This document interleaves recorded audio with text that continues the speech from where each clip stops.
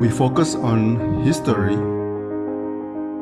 culture, religion, art, social, and philosophy of Nusantara.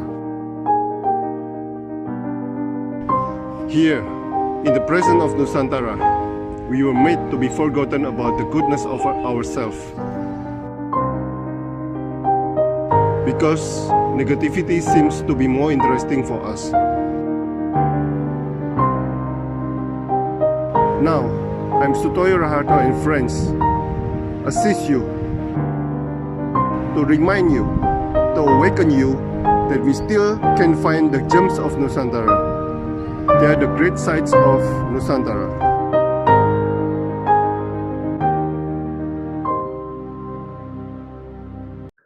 Selamat sore Pak Bambang Sujarminto, seorang pekerja seni yang ada di Solo ini. Iya, pekerja seni yang ringan-ringan aja. Saya hampir tulis seniman loh. Sudah. Nah, Pak Bambang, Anda menulis nikmat tertuju manfaat, Pak. Nikmat apa dan manfaat apa itu, Pak Bambang, yang ada di dalam pikiran dan karya Anda? Silakan. Ini aku tuh baru terkejut juga. Padahal itu tulisan asal nulis sebetulnya. Asal nulis. Dan sampai sampai banyak teman-teman juga mempertanyakan itu. Kadang mereka juga mencontoh ya, katanya mengupload nikmat tertuju manfaat. Sebetulnya itu konsep hidup saya sih dari dulu sih. Dari dulu itu saya sudah menentukan bahwasanya itu harus balance, yaitu kita itu melakukan sesuatu apapun itu harus nikmat.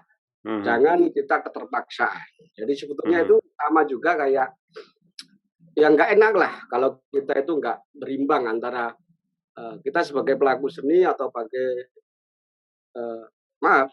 pelaku seni ataupun apapun, kalau melakukan sesuatu itu hanya cuma untuk kita ya nggak nikmat. Banyak toh semuanya itu melakukannya itu hanya sekedar tapi nggak merasakan nikmat, pada akhirnya dia juga belak-belakan juga ingin nikmat.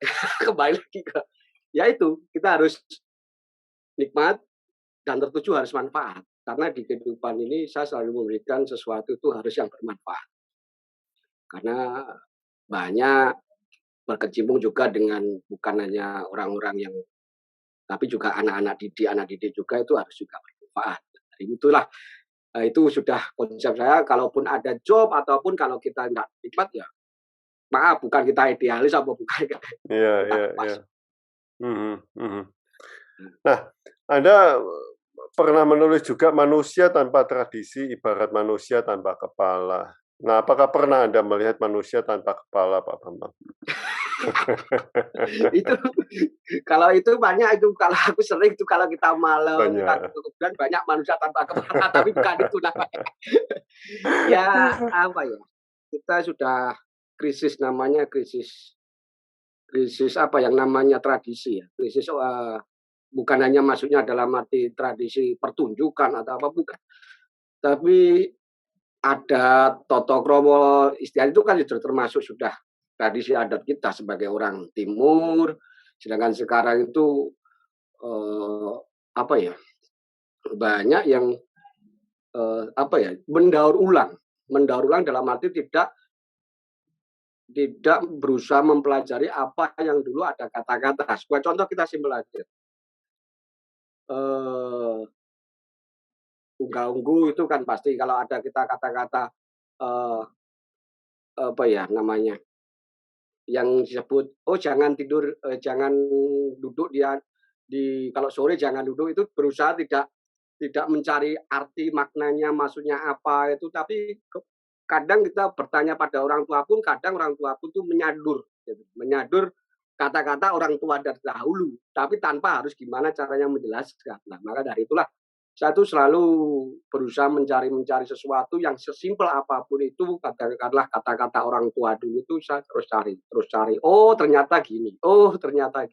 Kalau menanam itu selalu menanam kebaikan harus tumbuh itu saya mempelajari dengan kesendiriannya sendiri.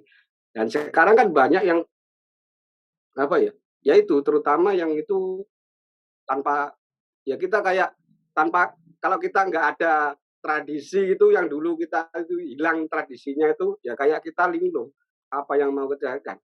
Hanya orang hanya mencontoh sesuatu yang tanpa kita ketahui juga. Maka kembali lagi ke ayolah ke tradisi mempelajari sesimpel apapun itu maknanya akan besar karena sesimpel apapun itu belum tentu orang banyak itu mengetahui juga sekarang ini. Tapi banyak ya sekarang yang tanpa kepala ya? Banyak, banyak banget tanpa kepala, cuma ikut-ikutan, cuma itu kan ibaratnya kan tanpa kepala, cuma melakukan dia berjalan aja contoh itu. Banyak banget ya. Oke, oke. Nah, ada yang ini, apa hubungan Anda dengan Afrika dan suku pedalaman di Kalimantan? Apa yang Anda nikmati dalam alat musik mereka sehingga itu sering Anda munculkan, Pak? Oh, itu. Oke, saya akan jelaskan. Memang dulu saya tuh mempelajari apapun di dunia musik apapun berawal dari apapun tari, apapun lukis, apapun eh, apa seni ukir, apapun seni pahat, terus apapun lah jenis genrenya musik apapun dari kecil memang sudah keroncong apapun sudah. Ternyata di tahun berapa itu saya tertarik dengan musik Afrika. Nah, disitulah saya mempelajari musik Afrika selain spiritnya juga boleh, spiritnya boleh, dan saya gabungkan dengan saya kan harus mempelajari di sini keunikannya itu ini Afrika dulu. Keunikannya Afrika itu selain spirit, kesehatan juga kita berkeringat kalau kita sudah itu totalitas kita sudah berkeringat menimbulkan hormon kita akan juga naik. Nah, di situ kesehatan ada terus rhythm session terutama kalau musiknya itu rhythm session. Rhythm sessionnya itu terlalu banyak, rhythm sessionnya itu beratus. Nah, disitulah saya tertarik dan saya mempelajari dan saya sempat sekolah juga di Jepang. Nah, di sini saya cuma mengambil musik spiritnya dan tradisinya dalam arti rhythm sessionnya. Karena saya mempunyai tradisi sendiri yang ada di Tulungagung itu reog dok-dok, reog gembluk namanya. Reog gembluk itu formasinya sama, kendangnya juga 6, kalau Afrika itu jimbe 3 seperti kendang, kagelas, tapi beduknya 3, berarti jumlahnya juga 6. Dan dibagi kalau kelebihannya sana ritmenya itu dibagi 6 dengan atraktif gitu ya. Bermacam atraktif menjadi satu kesatuan. Nah, di tujuan saya itu sebetulnya mengombeng reog dok-dok itu sendiri biar nantinya itu atraktif ya. Maksudnya itu banyak variatifnya kan. Karena kecenderungan musik tradisi yang ada di kita itu melulu gitu-gitu aja. Kita akan jenuh. Meskipun berapa kalau kita nonton. Itu pernah aku menjadi suruh suatu ketika aku suruh melihat lomba. Kurang gimana. Saya melihat dua pertunjukan aja Riok Dodok itu saya katakan saya pulang. Dia kaget. Kenapa kok kamu pulang? Mau tak ngapain aku harus nonton 10 kali atau 100 kali pun ya paling ya Dodok cuma gitu doang. Kan gitu. Ya minta nilai apa? Ya nggak ada nilai. Cuma itu kalau aku pulang berarti nilainya itu ya nggak ada akunya. Dua contoh, jangan ditanya itu punya kelebihan sebetulnya Riok Dodok itu punya kelebihan selain kita saya juga dulu tuh pelaku jika Riok Dodok memainkan tapi kita juga menarikan itu sulitnya itu namun tapi kan gimana caranya kan bukan hanya cuma tariannya kebanyakan tariannya yang dikreasikan tapi musikalitasnya yang kurang dikreasikan. Makanya dibutuhkan harus ada kekompakan antara musiknya, pemusiknya, pelaku musik, guru musiknya sama penarinya gitu. Tapi kebanyakan penari sok-sokan bisa musik. Padahal yang dilibatkan adalah ketidakkeseimbangan. Nah, musik pun juga gitu, sok-sokan musiknya, saya bisa, tapi nggak bisa seperti itu. Kalau kamu bisa musik, saya bisa tari, monggo itu akan lebih bagus. Itu multi talent kamu akan menjadi sesuatu yang lebih bagus.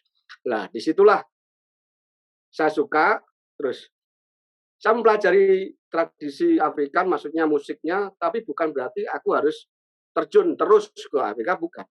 Karena Nusantara itu lebih kaya daripada musiknya dan budayanya itu lebih kaya. Maka aku kombinkan dengan sakralnya Borneo, musik Borneo itu sakral, apalagi kalau cuma alat berapa lah itu menimbulkan sesuatu yang sakral banget. Kadang aku kombin antara Jawa dengan Borneo. Kadang aku juga kombin antara Jawa dengan Papua. Kemarin aku juga ini belum tak luncurkan Waljina Walang Keke tapi versi Jawa Borneo. Itu. Jadi Bali terus karya lagi Bali Gojek antara Bali dengan Jawa, jadi aku padukan juga.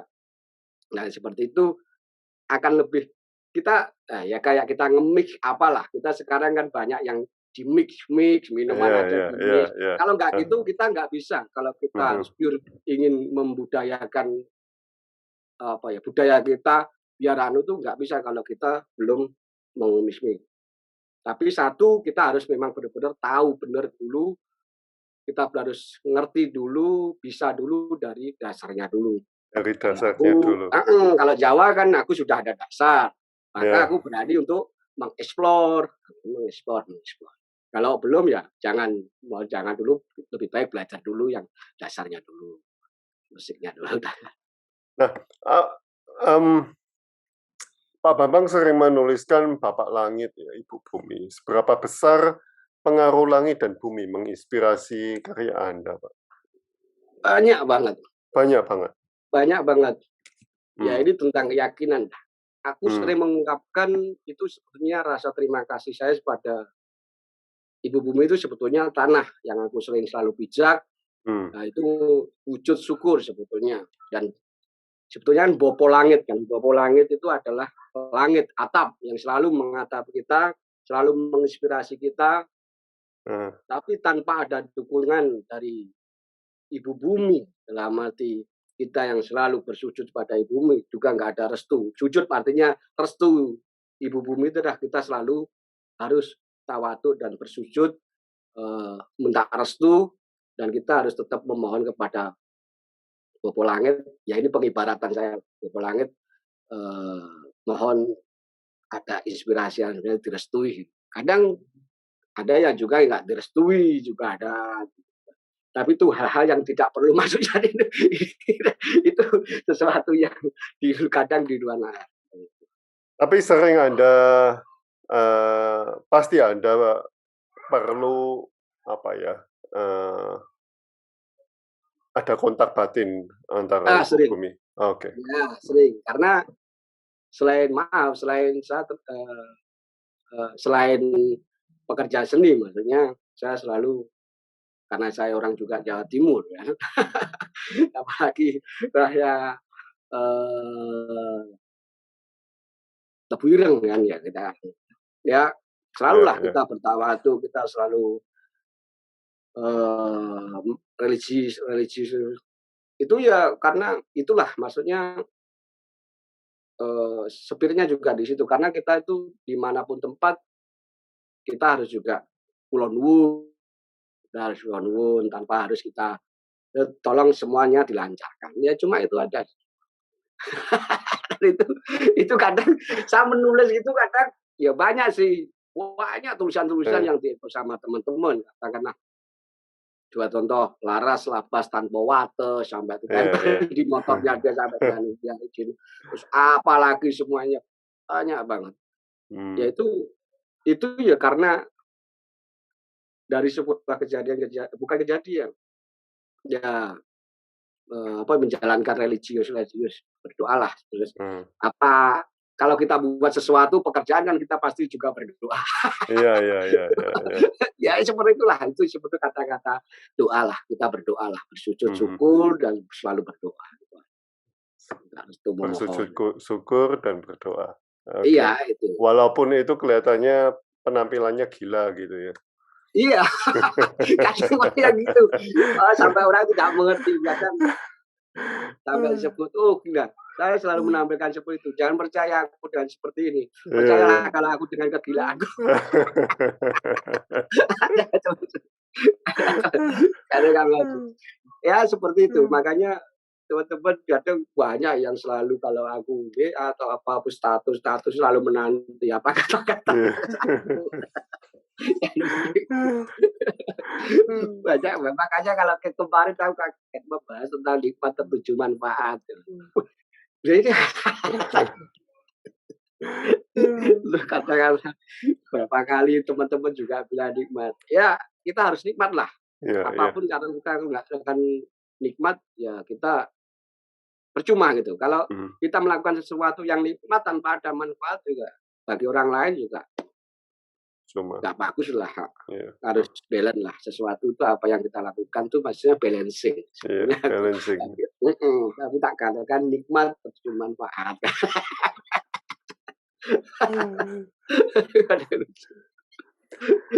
Terima kasih Pak Bambang, kita harus jumpa di Solo ini. Oh iya, monggo Iya. silakan Pinaran.